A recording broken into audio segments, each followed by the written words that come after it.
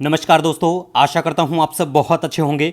देखिए, आज हम डिस्कस करेंगे 4 अगस्त का द हिंदू न्यूज़पेपर और पीआईबी का इंपॉर्टेंट करंट अफेयर्स।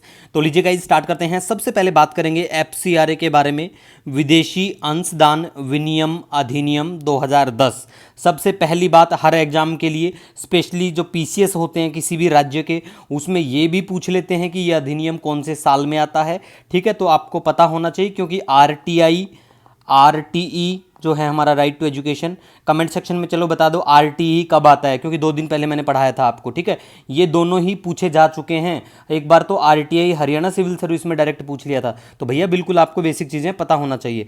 पंजीकरण के बारे में बात करें, इसका 5 वर्ष के लिए बिल्कुल वैध है। अब दूसरा हम बात करें, 1976 में मूल रूप से इसे पारित किया गया और 2010 में संशोधित किया गया। बिल्कुल गृह मंत्रालय के अधीन बिल्कुल इसके ऊपर निगरानी लगती है, ये इसको मॉनिटर करता है बिल्कुल, और सरकार के सभी आदेशों को उच्च न्यायालय में चुनौती बिल्कुल दी जा सकती है। ठीक है, इसके लिए।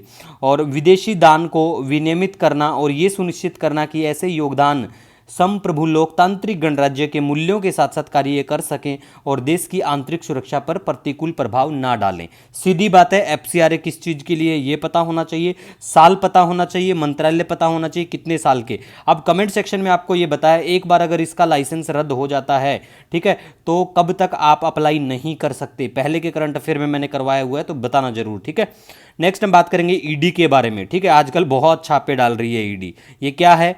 प्रवर्तन निदेशालय। ठीक है, तो प्रवर्तन निदेशालय के बारे में बात करें, मुख्यालय बिल्कुल इसका दिल्ली में है। कानून प्रवर्तन और आर्थिक खुफिया एजेंसी है। भारत में आर्थिक कानूनों को लागू करने और आर्थिक अपराधों से लड़ने के लिए बिल्कुल जिम्मेवार है। ठीक है, और दूसरी बात देखो, आर्थिक मामलों के विभाग के तहत बिल्कुल 1960 में कहाँ के अंतर्गत आता है? वित्त मंत्रालय के अंतर्गत राजस्व विभाग में इसको स्थानांतरित किया गया था। ठीक है, तो ये आपको पता होना चाहिए कि गठन कब क्या हुआ था, ये साल भी एक बार थोड़ा सा पता हो बस। और फिर 1957 में इसका नाम जो है वो ईडी कर दिया गया था। ठीक है, मतलब कब हुआ था ये नाम चेंज? 1957 में। लेकिन ये चीज़ें इतनी इंपॉर्टेंट बेसिकली नहीं है। सबसे पहले तो देखो, मंत्रालय पूछ लेते हैं कई बार कि भैया कौन से मंत्रालय के आते हैं, अधीन आते हैं। इसका जो क्षेत्रीय कार्यालय है, पता चलेगा कि दिल्ली, मुंबई, कोलकाता, चेन्नई में ही है, लेकिन यहाँ भी है, तो ये भी आपको ध्यान में रखना है। मेनली उद्देश्य इसका है विदेशी मुद्रा प्रबंधन, मतलब इन अधिनियमों को लागू करना इसका मेनली उद्देश्य है। तो तीनों ये भी पता होना चाहिए कि भगोड़ा आर्थिक अपराधी अधिनियम कौन से साल में है, धन शोधन निवारण अधिनियम 2002 का है, विदेशी मुद्रा प्रबंधन अधिनियम 1999। ठीक है भाई, ये बेसिक चीज़ें हैं, बिल्कुल आपको ध्यान में रखनी है। नेक्स्ट हम बात करेंगे एससीसीएल ने, ये क्या है? सिंगरेनी कोलियरीज कंपनी लिमिटेड ने गोदावरी भूतापीय ऊर्जा परियोजना के लिए त्रिपक्षीय समझौता ज्ञापन पर हस्ताक्षर किए। ओएनजीसी और ये जो है ना टी-ग्रेडको के साथ में, ये पता होना चाहिए थोड़ा सा, कहाँ पे क्या करेंगे ये लोग। वैसे इतना ये इंपॉर्टेंट बिल्कुल नहीं है, कई बार कंपनी का पूछ लेते हैं ये कहाँ पे क्या कार्यरत है, तो ये पता हो बस।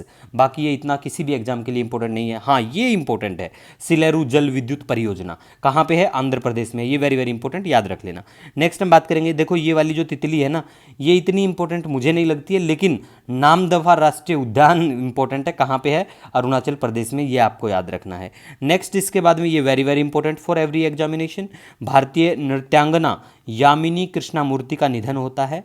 ये भरतनाट्यम और कुचिपुड़ी से बिल्कुल डांसर थी, इन दोनों को ये करती थी। और भरतनाट्यम कहाँ का डांस है? शास्त्रीय नृत्य है, अगर बात करें तो ये तमिलनाडु का है, कुचिपुड़ी आंध्र प्रदेश का है। ठीक है, नेक्स्ट हम बात करेंगे जो tractors and farm equipment limited है, इसकी अध्यक्ष और एमडी है मल्लिका श्रीनिवास। और ये जो है, ठीक है, टीएएफई जो है, tractor and farm equipment limited, दुनिया की तीसरी और भारत की दूसरी सबसे बड़ी ट्रैक्टर निर्माता कंपनी है। ठीक है, तो याद रख लेना, इसकी एमडी वो चर्चा में आई हुई है द हिंदू में इकोनॉमिक्स सेक्शन में। ठीक है, नेक्स्ट बात करेंगे very very important for all examination, Hampi. Hampi Karnataka के विजयनगर जिले में यूनेस्को विश्व धरोहर स्थल है।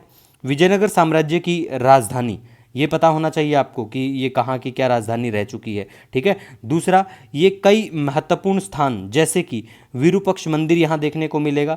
हम्पी का सबसे पवित्र मंदिर माना जाता है, प्रसिद्ध है ग्रेनाइट पत्थर के लिए। ठीक है, मतलब बना हुआ। दूसरा, कमल महल देखने को मिलेगा आपको, और विजय विठल मंदिर भी देखने को मिलेगा। ठीक है, पत्थर का रथ है इसका। और संगीत में स्तंभ हम्पी जो है जैन और हिंदू तीर्थस्थल बिल्कुल यहाँ दोनों के ही देखने को मिलेंगे। दूसरा, नदी जो है वो तुंगभद्रा यहाँ देखने को मिलेगी। तो वेरी वेरी इंपॉर्टेंट है गाइज, आपको ध्यान रखना है। नेक्स्ट, मोगादिशु तट के बारे में बात करें, ये सोमालिया में बिल्कुल देखने को मिलेगा। अब प्लेस इन न्यूज़ की बात करें, आपको सोमालिया आज दिखा देते हैं। देखो ये है सोमालिया, ये सोमालिया है, इधर गल्फ ऑफ एडन है, इधर चाहेंगे तो लाल सागर आ जाएगा, रेड सी, इधर इथोपिया है, ये वाला जो पड़ता है जिबूती है, ठीक है। अब देखिए, आपका कोई भी सजेशन सुझाव हो, हमारे लिए बहुत महत्व रखते हो आप लोग, तो आप कमेंट सेक्शन में ज़रूर बताना। मिलेंगे नए दिन के साथ, तब तक के लिए जय हिंद।